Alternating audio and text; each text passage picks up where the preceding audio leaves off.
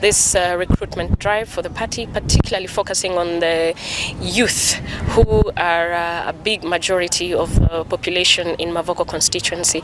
I think this is a very good idea in terms of growing the party numbers, but also in terms of getting the youth to be actively involved in politics. There's been a lot of change. There's been clarion call for the youth to get actively involved in the change that they want in all the development.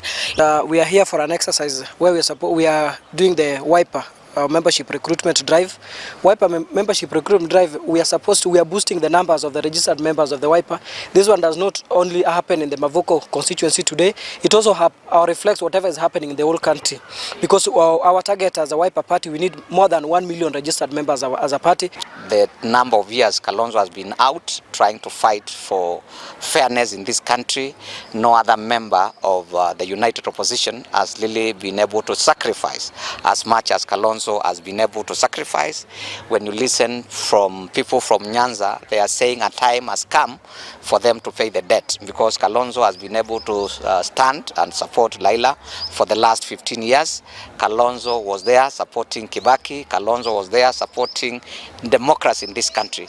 Lakini maneno ya certificate kupeaniwa huku kando kando, ama unasikia wengine wanasema mimi ni Wiper damu nitapewa certificate. No, hiyo hakitufurahishi kabisa. Kwa hivyo tunaomba Mheshimiwa, ile nomination ya Wiper iwe very fair, watu wachague leaders wale wanastahili katika ground, na kabisa atakuwa na wabunge kila mahali ya Kenya. Thank you. Kuna watu walikuwa leaders wazuri sana lakini walikosa certificates. Na ndio naona sometimes in some places hatuna viongozi wa Wiper. Lakini sasa akifuata hiyo mtaratara mzuri, Wiper itakuwa represented kila mahali. Kwa saa hii tunataka mheshimiwa wetu Kalonzo Musyoka mmoja tunapenda sana na tunakupenda. Tunataka free and fair nomination. Tunataka tusimamiwe na wale viongozi tumechagua. Wale tunataka si kuletewa, sababu viongozi wa kuletewa mara mingi wanatumia kila wakati. Kwa hivyo tunakuomba wewe na viongozi wale wengine wa Wiper, tunataka hii chama ya Wiper ikuwe na sura ya Kenya.